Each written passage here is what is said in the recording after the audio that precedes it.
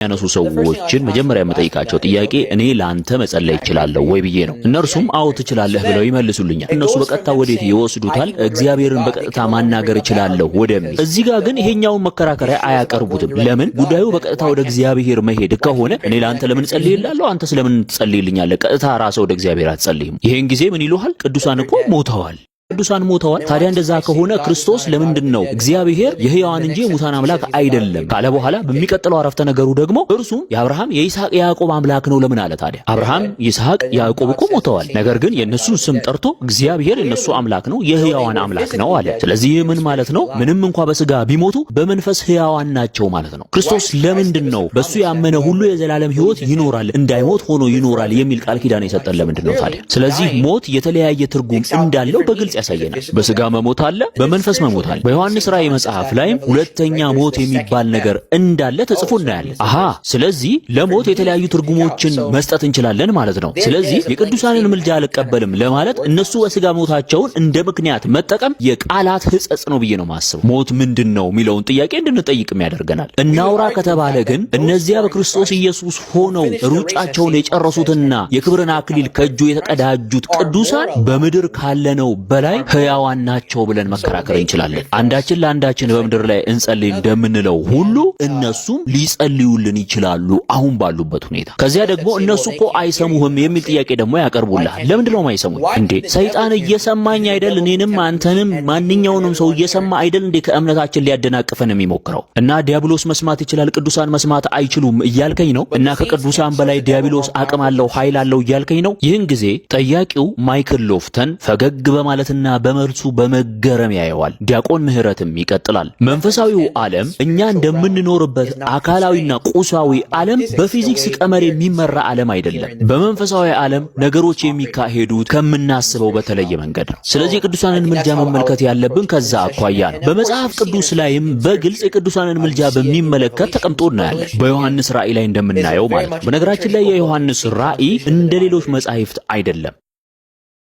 ወንጌላዊ መለኮታዊውን አምልኮ በአይኑ በራእይ ያየበት ነው። የሚቀርበውን ዕጣን፣ የቅዱሳኑን ጸሎት፣ ቅዱሳን መላእክት የቅዱሳንን ጸሎት ተሸክመው ወደ እግዚአብሔር ዙፋን ሲያቀርቡም አይቷል። ይህን ሁሉ ያየበት ነው። ሊቀ መላእክት ቅዱስ ገብርኤል በዘካርያስ ፊት ቀርቦ እኔ በእግዚአብሔር ፊት የምቆመው ገብርኤል ነኝ ሲል ታያለህ። በእግዚአብሔር ፊት መቆም ማለት ነው። በመጽሐፍ ቅዱስ ውስጥ እነዚህን ሁሉ መጻሕፍት ማስረጃዎች ማግኘት ትችላለህ። ለቅዱሳን ክብር ስግደት ይገባል በሚለው ጉዳይም ተመሳሳይ ነገር ነው። መጻሕፍት በጣም ብዙ ነገር ብለዋል። እንደውም በመጽሐፍ ቅዱስ ከቅዱሳን በተጨማሪ ለማንኛውም ሰውና ለአንዳንድ ነገሮችም ጭምር ስግደት እንደዚሁም ደግሞ አክብሮት ሲሰጥ ትመለከታለህ። ለምሳሌ ያዕቆብ በወንድሙ በኤሳው ፊት 7 ጊዜ ተደፍቶ ሰግዷል። በተመሳሳይ ኢያሱ በታቦቱ ፊት ሌሊቱን ሙሉ ተደፍቶ ሲሰግድ ያደረበት ጊዜ አለ። በመዝሙረ ዳዊት መዝሙር 98-99 ላይ ደግሞ ከእግሩ መረገጫ በታችም ይሰግዱለታል ይላል። ይኸውም የእግሩ መረገጫ ሲል የቃል ኪዳኑ ታቦት መሆኑን እንገነዘባለን። ስለዚህ የአክብሮት ስግደት በመጽሐፍ ቅዱስ ብዙ ቦታ ላይ ተጠቅሶ ልትመለከት ትችላለህ። በምሳሌ ላስረዳ። ለባንዲራህ ሰላምታ ብትሰጥ፣ ለሀገር መሪ አክብሮትና ክብር ብትሰጥ፣ ሰዎች የሀገር መሪዎቻቸውን ሲያገኙ ጩኸትን እያሰሙ ሰላምታን እያሰሙ በድምጽ የሚደግፉበት መንገድ ማለት ነው። በነገራችን ላይ ስህተት አይደለም ይሄ። ቅዱስ ጳውሎስም በመጽሐፉ ላይ ወደ ሮሜ ሰዎች ምዕራፍ 13 ላይ ሰው ሁሉ በበላይ ላሉ ባለስልጣኖች ይገዛ ክብርን ይስጥ ይላል። ታዲያ ለገዢዎችና ለመሪዎች የምንገዛ ከሆነ ለምንድነው በጌታ በኢየሱስ ክርስቶስ ለኖሩ የመጨረሻውን የሰማዕትነትን ዋጋ ስለ ፍቅሩ ለከፈሉ የጌታን ስም በሰዎች ልብ ላይ ለመጻፍ ሲሉ ሕይወታቸውን ሙሉ ለሱ አሳልፈው ለሰጡ ቅዱሳን ክብር ማንሰጠው እንዴት ነው ታዲያ? እኔ ለእንደዚህ አይነት ክርክር ምክንያቱ ምን እንደሆነ አይገባኝም። በመልሱ ላይ የፕሮግራሙ አዘጋጅ ማይክል ሎፍተን ምንም ሊለው አልቻለም። ሊጠይቀው የፈለገም አይመስልም። በቀጥታ ወደ ንግግሩ ብቻ እንዲያመራ ራሻ ላይ የተጠየቅኩት ጥያቄ ሲገርመኝ ግን በጣም ይቅርታ ማይክል፣ ምናልባት ቶሎ ለመመለስ ብዬ እየፈጠንኩኝ እንዳይሆን። ይህን ጊዜ ማይክል ችግር የለውም ኧረ ቀጥል በማለት ምልክት ይሰጠዋል። ስለዚህ ቀጣዩ ጥያቄ የእመቤታችን የአምላክ እናት ዘላለማዊ ድንግልናን የሚመለከት ነው። በብሉይ ኪዳን ላይ በርካታ ተምሳሌታዊ አገላለጾች አሉ። ለምሳሌ የቃል ኪዳኑ ታቦት ማንም ሰው የማይነካው ከነካው ግን በእግዚአብሔር እሳት የሚቀሰፍ ነው። በተመሳሳይ በነብዩ ሕዝቅኤል የተዘጋች ደጅ ከኃያላን ጌታ በቀር ማንም የማይገባባት እሱ ገብቶባታልና እያለ የሚገልጸውን አገላለጽ ከተመለከትን ብዙ ማስረጃዎች ማግኘት እንችላለን። ነገር ነገር ግን ተምሳሌታዊ አገላለጾቹን ለጊዜው እናቆያቸውና አንድ ጥያቄ ብቻ ልጠይቅ። ከእመቤታችን የተወለደው ማን ነው? እግዚአብሔር አይደለም ወይ? ዲያቆን ምህረት ጠንከር አድርጎ ሲናገርም እንደዚህ አለ። እኔ ምን አስባለሁ መሰለ? የእመቤታችንን ዘላለማዊ ድንግልና የሚክዱ ሰዎች ስለ ክርስቶስ የንስጥሮስን አይነት አመለካከት ያላቸው ሰዎች ናቸው። ክርስቶስ የሆነ ሰው ብቻ ነው ብለው የሚያስቡ ሎቱ ስብሐት። የእነሱን ቃላት በመዋስ የራሱ ይቅርታ ጠይቃለሁኝ እኔ። ነገር ግን እነሱ የሚያስቡት እንደዛ ነው። በደንብ ማስታወስ ያለብህ ነገር ግን እመቤታችን እሱን በጸነሰች ቅጽበት እንደ ሌሎች ሰዎች ማህፀን መሆኑን አቁመዋል። እንዲያውም እንደ ቅድስት ቤተክርስቲያናችን አስተምህሮ ሰባተኛ ሰማይ ነው የምንለው። ለምን?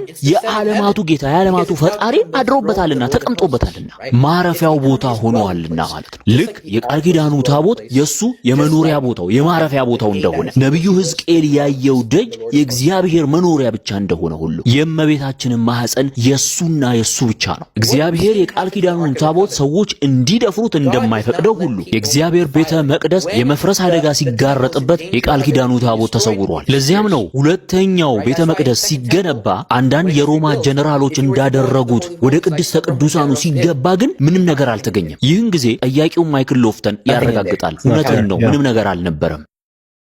ምህረት ይቀጥላል። አየህ እግዚአብሔር የቃል ኪዳኑ ታቦት እንዲረክስ አይፈልግም። የእመቤታችንን ጉዳይ ከዚሁ ጋር ተመሳሳይ ነው። ማንም እንዲነካት ማንም እንዲያረክሳት አልተፈቀደም። ሩካቤ ሥጋ መጥፎ ነገር ነው ተብሎ ይታሰባል እያልኩህ ግን አይደለም። እያልኩህ ያለሁት እግዚአብሔር ራሱ ሊወለድበት ያዘጋጀውን የጠበቀውን ማህፀን ሰው እንዲነካው በፍጹም ሊፈቅድ አይችልም እያልኩህ። ምክንያቱም የእመቤታችን ማህፀን የሱ ብቻ ማረፊያ ስፍራ። ስለዚህ በእመቤታችን ዘላለማዊ ድንግልና ላይ የቤተክርስቲያናችን አስተምህሮ ይሄ ነው። እመቤታችን የእግዚአብሔር እናት ናት፣ እመ አምላክ ናት ስንል በተመሳሳይ በመጻሕፍት ላይ እግዚአብሔር ቀናተኛ አምላክ መሆኑን ደጋግሞ ነግሮናል። የእርሱ የሆነን ነገር ከማንም ጋር አይጋራም። በነገራችን ላይ እናንሳ ከተባለ የእመቤታችን ዘላለማዊ ድንግልና ከጥንታዊ የክርስቲያን አባቶች አስተምህሮ ውስጥ ጭምር የነበረ ነው። በዚህ ጉዳይ ላይ ቅዱስ ጄሮም ከማን ጋር አንድ ጠንካራ ክርክር አድርጎ ነበረ። ይቅርታ ስሙ ሊጠፋብኝ ነው መሰለኝ። መምህር ምናልባት አንተ ካስታወስከኝ በማለት ዲያቆን ምህረት ፕሮፌሰር ማይክል ሎፍተንን ይጠይቀዋል። ስሙ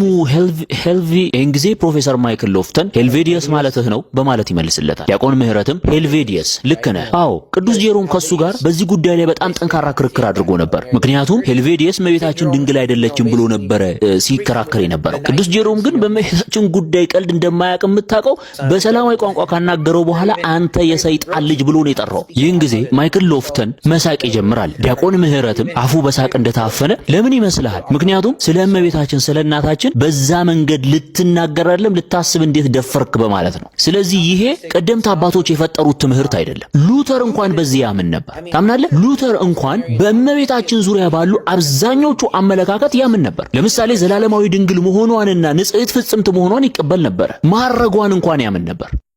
ده موبايل بجد